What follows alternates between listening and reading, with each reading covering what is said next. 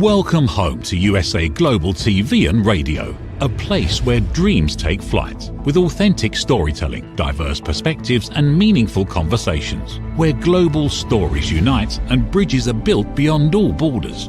Discover world-class education, entertainment, hope and inspiration. Together, we're building bridges worldwide. Subscribe to our channel, USA Global TV. Download our app, USA Global TV.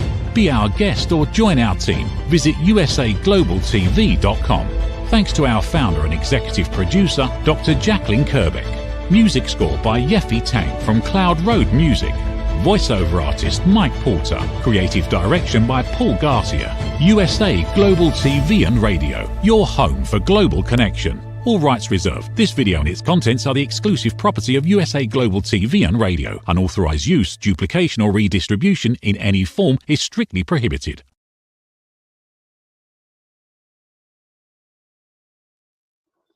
Good afternoon, everyone, and happy Monday.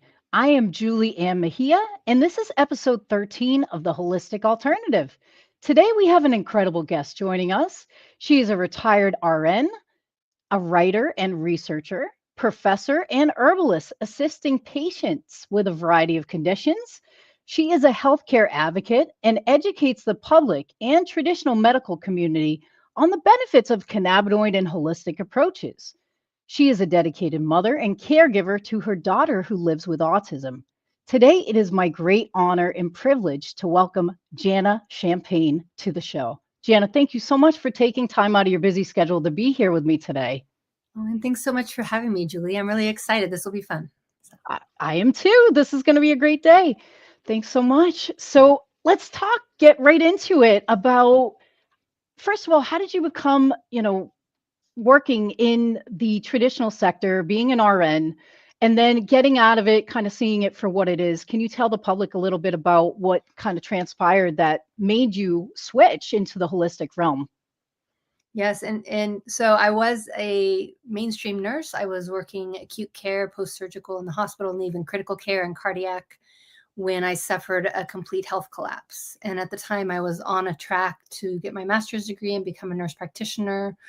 And my illness changed all of that. And part of the reason why that all shifted was because I realized that the mainstream approach to my health needs were really not effective and began seeking healthy alternatives that were natural. And cannabis therapy kind of found me because I was searching for an alternative to opioids to manage my chronic pain issues that were really limiting my quality of life and function both, and found it very, very effective. I think that's great. And I think oftentimes, like myself and other members of the community, we're looking for alternative approaches because the traditional system has failed all of us, So I think that's a huge point to take away from your story and many others in the community, and why people get into the hemp and cannabis world a lot of times. So thank you for sharing that with the public. And I know your daughter also had some medical issues. Can you, if you feel comfortable, share a little bit about what transpired with your daughter as well? Of course. And a couple of years into my own health recovery, where I had found cannabis therapy to be very, very effective, and also had researched it myself and understood it has this unsurpassed safety profile, my daughter with autism entered puberty. And that for her, as it does with about 50% of kids with autism, entailed a severe puberty crisis where almost overnight her behaviors escalated to the point where they were no longer manageable. She was self-injuring. She was aggressive towards any person of authority. And she even was destroying property. We had holes in walls, holes through doors, broken glass, windows, all of the above. And this is not an unusual scenario. This is what people don't understand. This is very, very common. And this is sort of the unseen type of autism where the parents are left to try to figure it out on their own, basically. Mainstream medicine, once again, doesn't have a lot of good answers. The antipsychotics that are FDA approved for autism are Abilify and Risperidone, and then they use a bunch of off-label SSRIs and benzodiazepines. all of these medications have horrific side effects that can impair quality of life and function, or even possibly be life-threatening. So as a nurse, when my daughter entered this crisis, I objectively looked at the risk versus benefit of the mainstream approach versus the cannabis approach. And of course, it was just kind of a no-brainer that cannabis was the route that we preferred. And it did end up being very effective for her and actually spared her out-of-home placement when she was at the height of her crisis. So I'm very passionate on this topic, and this kind of explains it. No, that's great. No, and I thank you for other parents out there that are looking for alternative approaches, because traditional pharmaceuticals or the synthetics have failed to relieve, or they've brought additional issues for their children. Correct. Yeah, they're really awful. The side effects include extrapyramidal symptoms, which can cause motor tics or uncontrollable movements by the body. It can cause breast development in males. That one turns off a lot of parents to sons with autism. Like, their kids are already being bullied enough. They don't need to be giving these other kids more material to bully them. And then life-threatening, we have Stevens-Johnson syndrome, neuroleptic malignant syndrome, and suicidal ideation as well.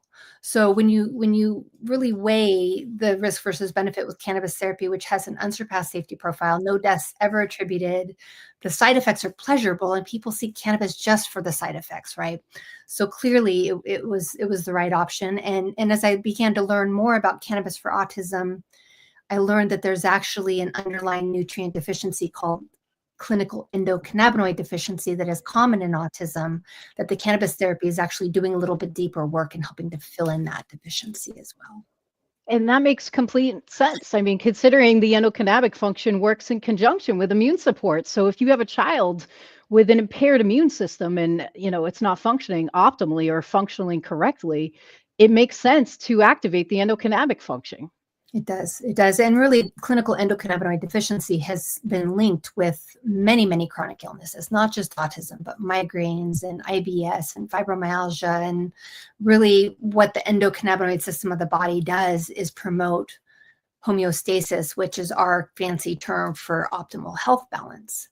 And when you consider that the underlying cause of all disease is imbalances that are ongoing, that the body has not been capable of mitigating, this really explains how cannabis can be really effective for a variety of conditions.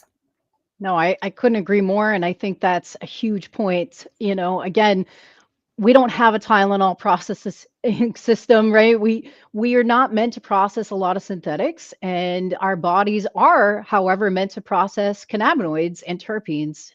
And they're found in a variety of foods and different things in the body, including breast milk and such. So again, these are natural compositions our bodies are producing. So, I never understood, working in a traditional medicine background, why it was demonized so much. And I'm sure you can kind of relate to that, with the training from the traditional route. We were told that these created all these issues. And when I actually saw for myself how much it significantly helped increase my functionality, it was just like, wow, what else did they lie to us about, Right. So it's a really concerning thing. So was your daughter born with autism? If you don't mind sharing a little bit more about, your journey with her diagnosis and how that transpired, I'd love to hear. And I'm sure the public too. Of course. So she was born in 2002, totally healthy, 7 pounds, 12 ounces, ahead of development. I mean, she had speech, she had sign language, everything else was at or ahead of schedule for her. And at 19 months of age, she suffered a severe regression, and basically within one day had returned back to the infant phase of development, along with, a side of what I believe is traumatic brain injury that really impaired her ability to catch back up developmentally.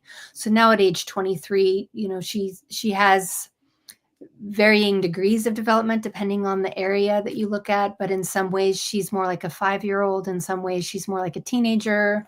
There really aren't any ways in where she's a typical 23-year-old. And we do expect that she will require lifelong 24/7 care, despite 20 plus years of therapies and intensive treatments. Now, how has the cannabinoid therapies enhanced both of your lives, if you don't mind sharing? that regard? Oh, just enormously. As a nurse, I had seen what happened to patients that took the opioid route for chronic pain. And I was in chronic severe pain. And just, I know I haven't talked a lot about my condition, but everything I went through can be explained by a more recent diagnosis of Ehlers-Danlos syndrome, which occurred in 2021. And so really, the foundation of all of my health problems is this genetic collagen disruption. And thankfully, I've addressed a lot of the issues. I was actually labeled totally and permanently disabled in 2013. And today I'm working about 65 hours a week. I'm a graduate student on track to become a naturopath, plus a special needs mom full time. So clearly I've recovered. That's amazing. My main ongoing issue is chronic pain because of the collagen disruption. My ligaments are too loose and my joints will randomly dislocate. And that's been made even worse, now that, I'm in perimenopause. So that exacerbated it even further. So, when you see what patients do on the opioids, they end up with less quality of life, less function, and, their gut can stop working and they end up with tubes to even eliminate, that are surgically placed. Many of my patients were either awake and screaming pain or knocked out. And I don't have room for that in my life as a special needs mom. That could not be an option for me. And so luckily, my husband had a grower friend and he donated him some trim and he made me some concentrate back in, 2013. And not only did it alleviate my pain, it got me sleeping better, but it went on to actually reverse a lot of my chronic illness symptoms. And I had probably a dozen different diagnostic labels at that point: chronic Lyme disease, autoimmune lupus. I had pancreatitis. I was in chronic renal failure. My neurological system was in crisis, so inflamed that I had brain fog so severe that I could no longer write a paper, dropped out of my master's degree program 5 credits shy. So it was really, really severe. And it addressed many of those things, including what really got my attention as a nurse was that about 6 months into intensive cannabis concentrate therapy, my lupus lab seroconverted. So I went from positive for lupus on 3 different labs to negative for lupus. And I've remained negative. And so I delved into the research to find that there are thousands at that time in 2014 of reputable research studies supporting cannabis for its health benefits. And one of the studies I find actually explained that seroconversion of autoimmune is an expected effect of cannabis therapy because it can suppress the T cell function that really launches that self-attack that we label autoimmune. So it just blew my mind. And with my daughter having researched autism and cannabis, I actually wrote, I'll just do a quick little plug. I wrote an article about her outcomes in 2017 and listed all of the supporting research, which includes that cannabis helps to fill in a known deficiency for autism. Now, more recently, we have research from 2023 from Dr. Bonnie Goldstein that actually reflects in salivary biomarkers that these chemical pathways in autism that are askew and showing abnormal on prior labs will actually improve and shift towards neurotypical baseline following cannabis therapy supplementation. So we have that's like molecular proof that cannabis therapy can actually promote balance in these underlying areas of need in autism. So it just, the more I learn, and we are still all learning because, to be fair, we still don't understand the plant. We have new compounds that we discover. We just discovered one a couple of weeks ago I posted about. So we don't yet know everything, but we know that it has an unsurpassed safety profile. It's been used as a millennia. This was our mainstream medicine before pharmaceuticals, was herbal medicine. So we're very familiar with it that way. And I really believe the demonization and the stigma were all for the purpose of sparing the profits that would be impacted in other industries, including pharmaceuticals, oil and gas, textiles, building materials, nutrients, animal feed. And really it's a shame. And I'm hopeful to see that improving with this new administration. So. No, definitely. And I thank you for that, commentary, because again, a lot of people don't know that cannabinoid therapies can be, from a cognitive neuroscience perspective, it's a protectant.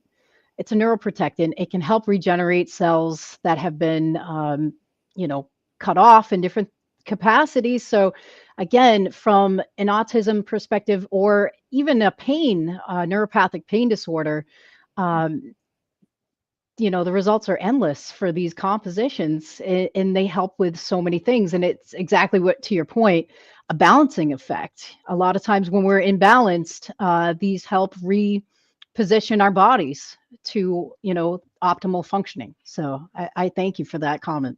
Yeah. And so many people are turned off by cannabis because they might approach their mainstream medical professional, their physician or their nurse practitioner, and receive, a less than stellar response, like either like, no, don't do that, it's snake oil, or they might hear, oh, I think it's okay to use it, but I'm not going to sign for it, and I can't teach you, I don't know anything about it. There's not a lot of competent medical professionals that are able to really guide patients. So that's really a huge issue.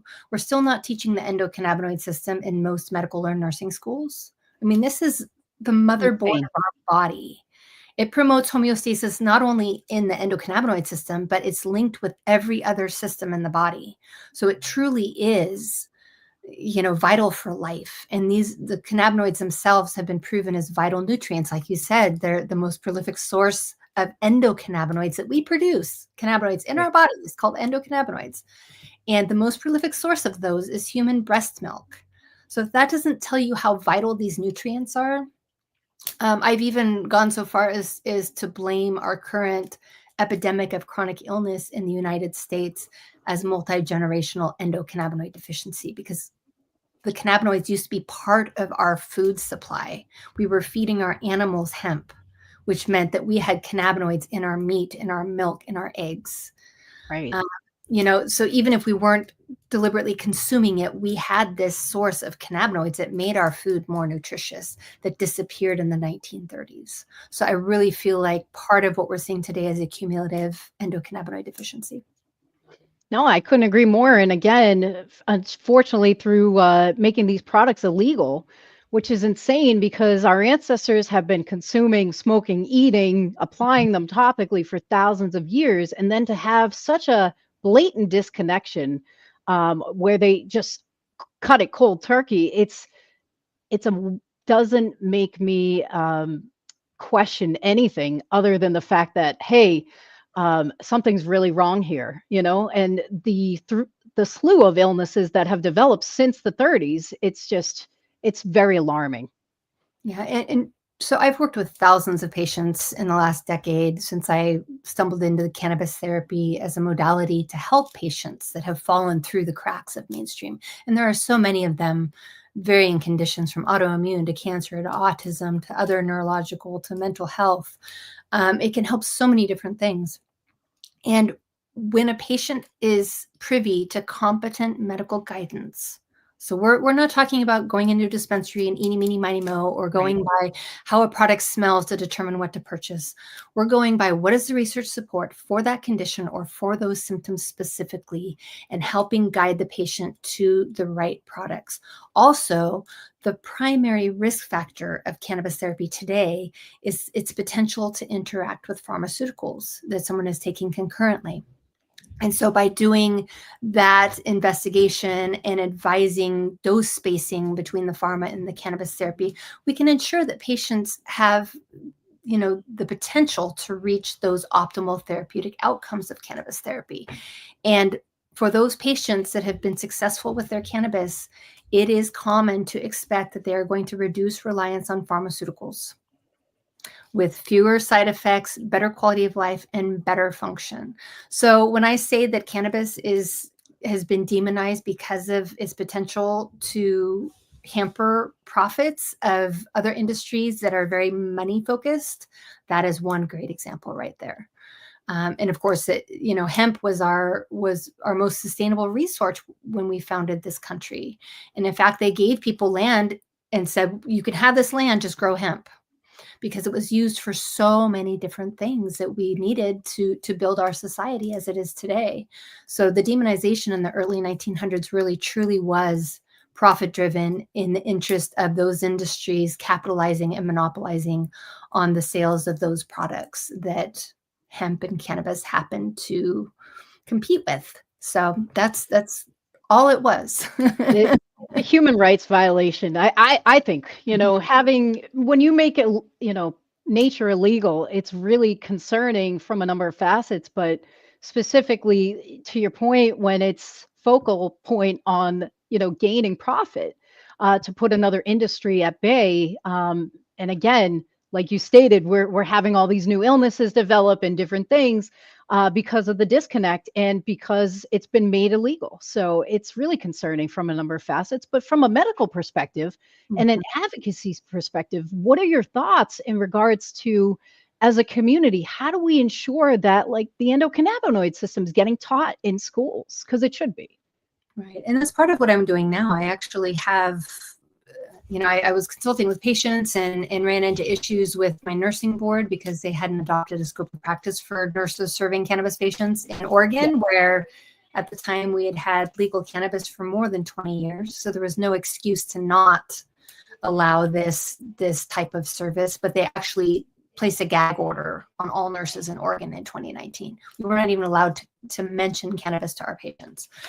And so I fought that, and that eventually led to the retirement of my nursing license in good standing, because in boycott of unethical policies. Because logistically, as medical professionals, we are oathed to adhere to really stringent medical ethics to protect our patients and ensure that we are serving them without bias or discrimination. And that just was not the case, correct? So really, when you consider that, just logically, like, cannabis is not accessible in every state of the US. It's illegal in some states. You can be criminalized and put in jail for it, even though it has an unsurpassed safety profile, never killed anybody despite thousands of years of use. There's even people that theorize that Jesus used cannabis in his anointing oil to heal the masses. So we know this is a sacred plant. When you compare that treatment to something like opioids, which have created an addiction epidemic and are killing patients today every 11 minutes, because if you overdose with an opioid, it shuts down your respiratory center and you die. You stop breathing. Right.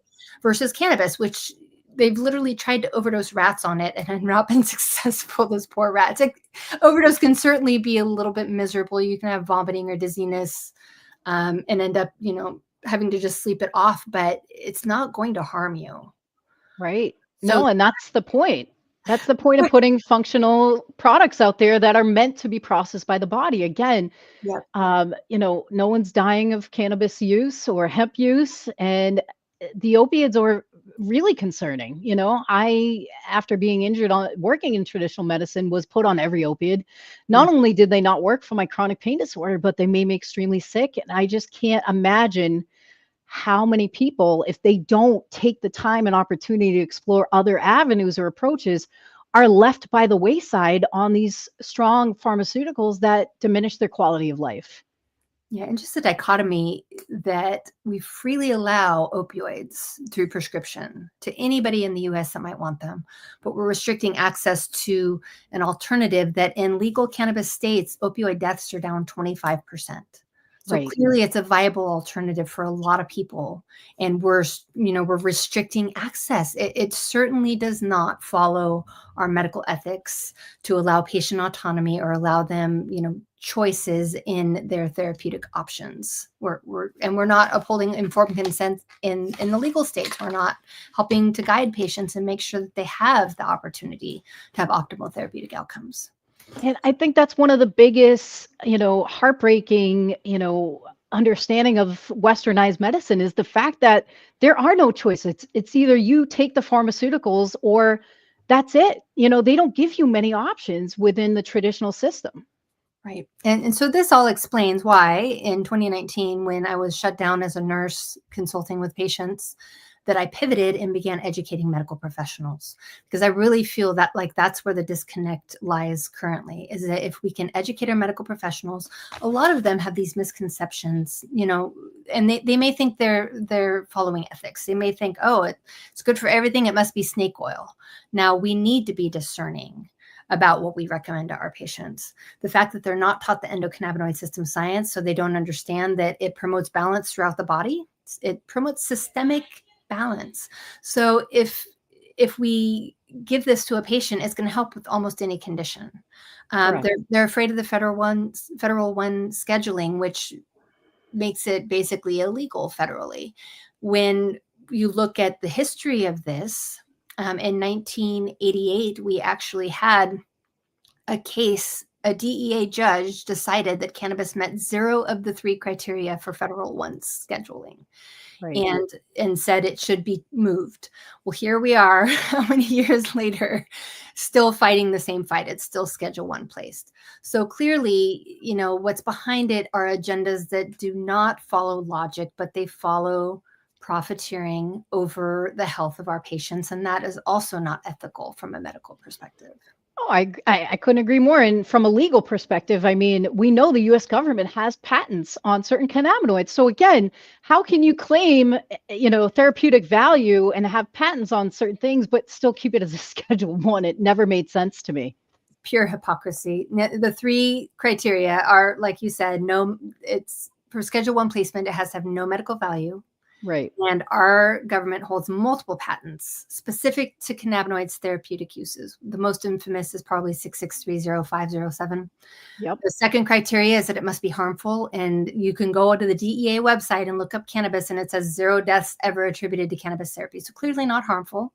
And it must be addictive. And there's research supporting that as far as the physical addictive capacity of cannabis, it's less than things like caffeine and sugar, and certainly less addictive than tobacco.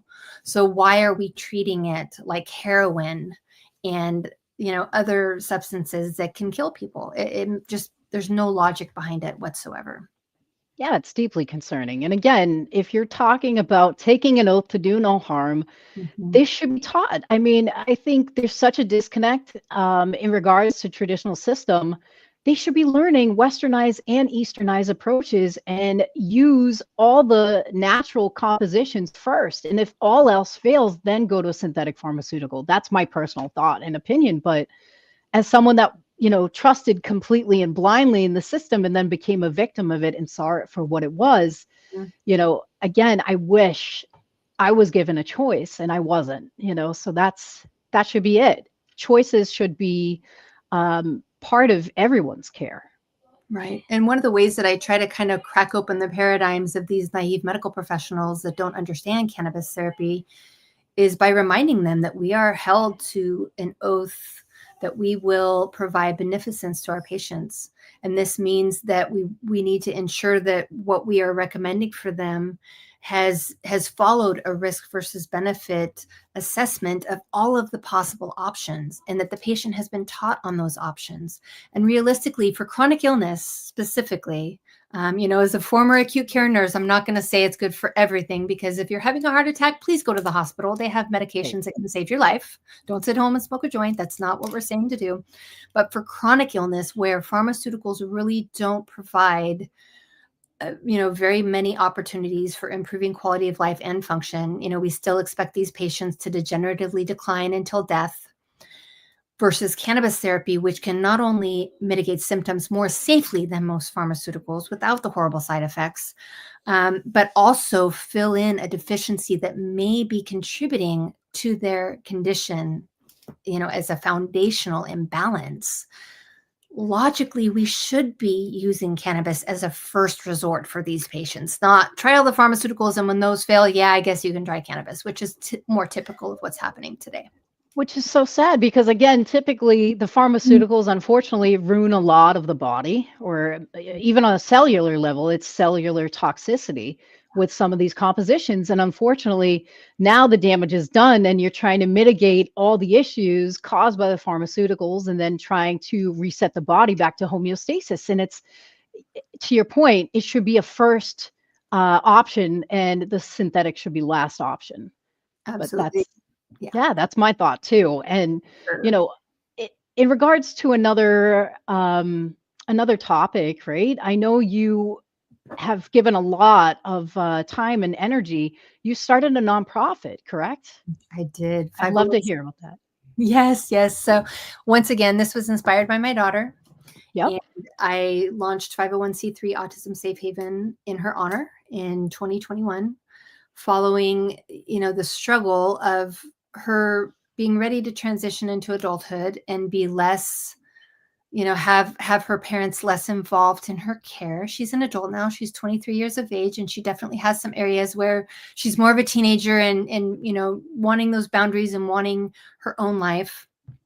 But we're not able to accommodate that because of her cannabis therapy and her reliance on that for optimal quality of life and to manage behaviors and manage her other autism symptoms, which include severe pain and migraines and motor tics, insomnia, lots of different issues that she still deals with.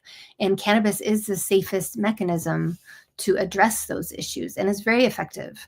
But unfortunately, if she were to go into a care home environment, they will not accommodate her cannabis therapy. So the mission of 501c3 Autism Safe Haven is to trailblaze cannabis inclusive autism care resources. This would be autism care homes. We're also looking at community models and autism care and retreat type of settings. And so it's we're 3-4 years into the advocacy, and our last remaining piece of red tape should fall away when cannabis is rescheduled federally, which we're hoping will happen very soon. And then we'll be green lighted and ready to go. And my home here that I'm sitting in right now is going to be our first model. My husband is a contractor, and he's been remodeling it to make it stoic for autism behaviors. So it's perfect for that purpose. That's so exciting. Congratulations on that. And that's a huge issue. We're dealing with the same thing in the Commonwealth. I've worked with families that, they need to get their child in to either a group home or residential program, or take their cannabinoid therapies in school. And there's a clause that was written into the Massachusetts statute basically telling nurses that they're not allowed to touch it. So, it's all dependent upon the state and the school system and who you're working with. We have clients out in Oregon and, the high school system in Southern Oregon that, the schools are great. They're willing to work with the parents, and the child's able to take their cannabinoid therapies if they need to. If there's a seizure induced at school, they can give it to themselves. Yeah. Other schools and other programs, they're not as supportive. So again, it's like from not only a legal perspective, but from a medical perspective, how do we mitigate that? And again, if you have a medical prescription from a physician, I don't understand why, from a legal standpoint, they're not allowed to give it. Yeah. And it's not, part of the problem is that it's not an actual prescription. In most states, it's a recommendation, and the information that the patient receives from the physician looks nothing like a prescription. They're not given the exact product to purchase. They're not given dosing. They're not given route. Is it oral? Is it topical? Is it inhaled? So they're given a signature and basically left to their own devices to figure it out. And that's part of why I'm saying our patients require competent medical guidance, and most of them are not privy to that. And that really impairs their ability to get optimal therapeutic outcomes. It impairs their ability to have it accommodated in different settings like the school system or in a care home. It all comes back to the federal criminality of cannabis. It's sitting on that Schedule I placement. That's what makes it illegal. So once that resolves, a lot of these other issues around, cannabis patients being refugees in their state where they can't access it, things of that nature really should ease once that legislation is changed appropriately. Right now, I would love to hear somebody justify as to why cannabis is still Schedule I after reading everything, all the history about it. There's no logic to it whatsoever. Well, yeah, they have to decide. Are they picking, in conjunction to support their patents, right? Which talks about having therapeutic value. You can't have it both ways. It's either A, non-therapeutic, or B, it is, and then you have to drop the patents if you're claiming that it's not. It's crazy to me. It's very hypocritical for sure. Yeah, and we definitely have a lot of patented cannabis products as well. I retired my nursing license, became a board certified master herbalist. And in my work with patients, even before that, I had really discovered that not all cannabis products are created equal for therapeutic use. There's some that really should only be left for more of a recreational use.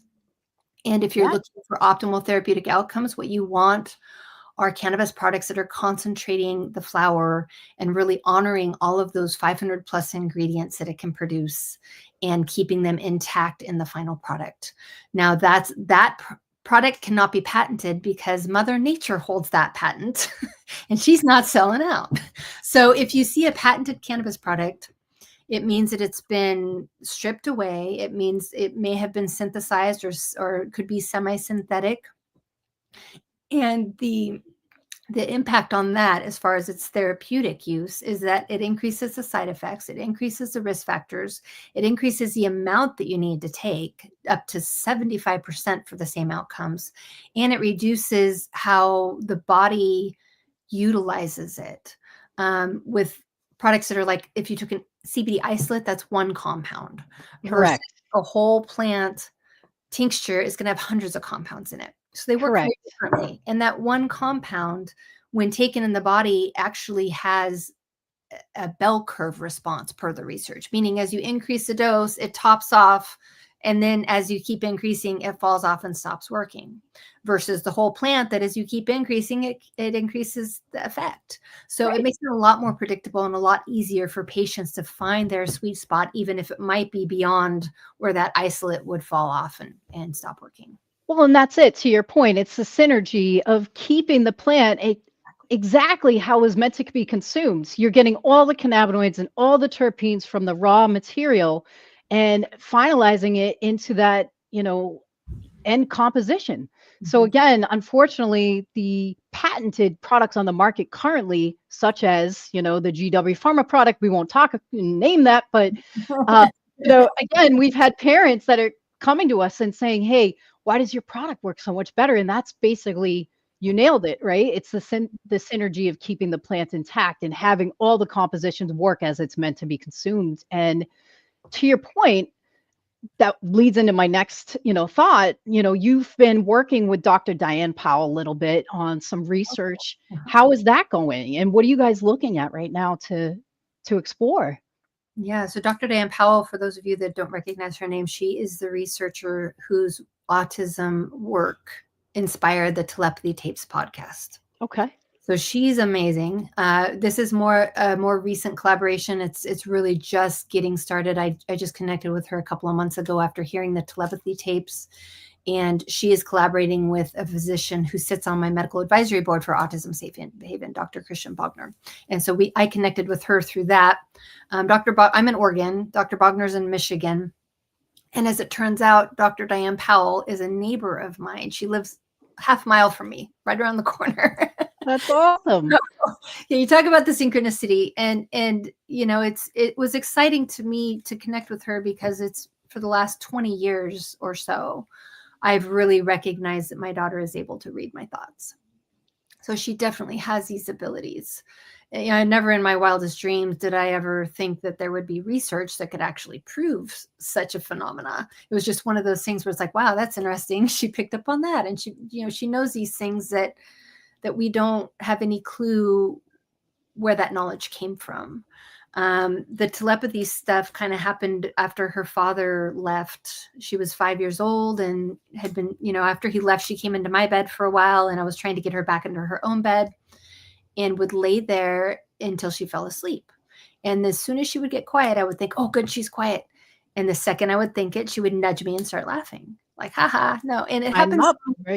Happened so many times that I got to where when she got quiet, I would literally think, I'm not going to think it. I'm not going to think it. I'm not going to think it. More recently, I was in the kitchen. She was in a complete another room, no visibility whatsoever to what I was doing. I was packing her lunch, and I picked up a grapefruit, and I was studying it and thinking, I wonder if Ginny wants a grapefruit in her lunch. From the other room, that same moment, she yells out, grapefruit. So it's just like this interesting thing that's part of our lives. And part of what we've done in response is try to manage our thoughts when she's around. We try to keep our environment really chill because she's very reactive. If somebody's upset or somebody's angry or somebody's sad, she will take that on and actually express those emotions. So it's even beyond the thought. It's got to be a frequency thing is what I think. Well, she's definitely, it sounds like an empath as well, that she can pick up on either, body language, frequencies, and thought patterns as well. I mean, that's incredible. And again, working with kids with autism, some of them were nonverbal, different aspects of their cognitive functioning, they would, suppress in some areas, and, other senses took hold, right? And supported those areas of decline. So it's really interesting, how the body supports different things, especially when you're having some dysfunction in some areas, and how your body picks up in others to compensate for that. Absolutely. And I do believe that brain injury was part of her regression. And as a neurological nurse, I've seen this in other patients where when one part of the brain is harmed, it awakens other areas. So it does make sense. And this is exactly what Dr. Diane Powell is researching and proving, this phenomena, that it exists through really rigid research studies where if you've listened to the telepathy tapes, you can go on their website and actually watch some of these videos. But they have the parent or the person who the child has exhibited this ability with in one room, has the child in another room, and has like a deck of cards, and they'll have the caregiver or the parent pick a random card and look at it, and ask that child through their thoughts to type what they're looking at. And from another room, they'll type, or some of them use a letter board and spell out what the item is. And so many of the patients were able to do that just fluidly. There was one of the patients even had like a 95% success rate. Another patient, they was blind, but they began to learn that this child could actually see through his mother's eyes. There's other phenomena, like a boy that I worked with, Jacob, who's 8-year-old nonverbal in Georgia, where cannabis is not legal, was really struggling, and his parents brought home a prescription, and they've been spelling with him, so he's able to communicate by spelling board. Very, very intelligent, and so they've started to treat him more like an autonomous person, and asked him, "What do you think of this prescription?" And his response was, "I would rather try cannabis therapy." Parents don't use it. Parents don't use it. Not legal in Georgia. They were blown away that he even knew what it was. And of course, it helped a lot. And through my interactions with them, they sent me something he had typed about the cure for autism, and said, have you heard of this thing called SOS that he's talking about? I, of course, had no idea. So I forwarded it to Dr. Christian Bogner. And that actually turned into Dr. Bogner connecting with Jacob, and Jacob teaching him about chemical pathways in autism that are not documented in our medical research, that are viable targets for autism. Now, when asked, this boy has a 500 plus IQ, and he gets his information from talking to God. So I think amazing. The gifts in autism, we still are a long way from fully understanding them. We're just starting to acknowledge that they're even there. And they're just starting to show us these gifts. So I think, there's so much work to do in that realm as well. No, I appreciate everything, Janna. And I can't believe the 40 minutes just flew by. How can people get in contact with you? It's been such an honor and a privilege to have you. And I look forward to hearing all the new research that you guys are doing and everything that comes out. How can people get in contact with you if they want to support? Yeah, the best way to reach out is through my Media Kit website, which is jannachampagne.com. I noticed my LinkedIn profile is up on the screen too, and that's Janna Champagne on LinkedIn. And yeah, I'm happy to answer questions or connect with anybody who is interested in any of these topics. So thank you so much for having me today. I appreciate it. Thank you so much for taking time out of your busy schedule. And we are over for today. You have a beautiful rest of the day. And thank you guys so much for tuning in. We'll see you in another few weeks for another beautiful guest, and have a beautiful day. Thanks so much. In a world craving connection, one platform dared to dream bigger. USA Global TV and Radio, a beacon for global voices, authentic storytelling, and elevated listening. Led by visionary Dr. Jacalyn Kerbeck, the journey from a spark to a global force is now captured in one inspiring book. Honored with YouTube's Silver Creator Award for surpassing 100,000 subscribers, discover the evolution, the challenges, the triumphs, and the unstoppable spirit that created a global movement. Executive producer Dr. Jacalyn Kerbeck. Music score by Yeffy Tang. Creative director Paul Garcia. This video and its contents are the exclusive property of USA Global TV and Radio. Unauthorized use, duplication, or redistribution in any form is strictly prohibited. Now an Amazon #1 new release in paperback and ebook. Broadcasting Brilliance, the evolution of USA Global TV and Radio, is inspiring readers around the world. Join the movement that's redefining global media one story at a time. USA Global TV and Radio, home of the YouTube Silver Creator Award, proudly presents Just the Thing for Your Ring, introducing the patented Ring Thing. Your premium personal ring holder to keep your ring safe, nearby, and avoid loss. The Ring Thing just got smarter. Add your logo and an NFC tag that opens to your website with one tap. Waterproof, inner padding, and now a forever business card. Just the thing for your ring. Scan the QR code seen here to learn more about Ring Thing or place your order. Follow Ring Thing on Instagram at ring_thing_ or go to our website ringthing.com.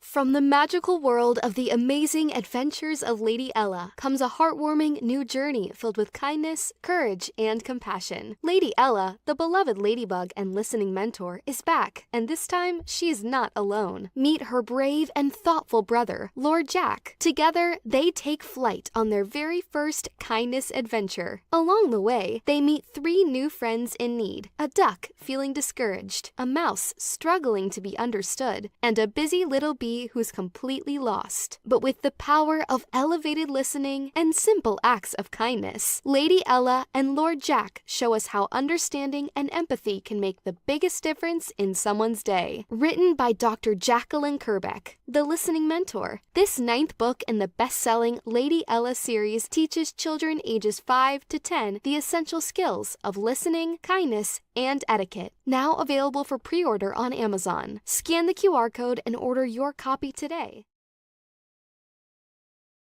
Thank you, viewers and listeners of USA Global TV and Radio, for joining us today. We're honoured to have your time and attention as part of our global community.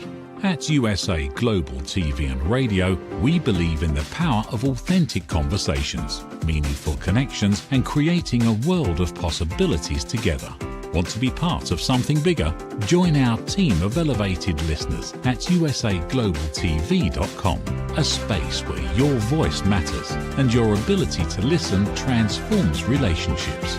Stay connected with us across all our platforms for thought-provoking discussions, expert insights, and empowering stories.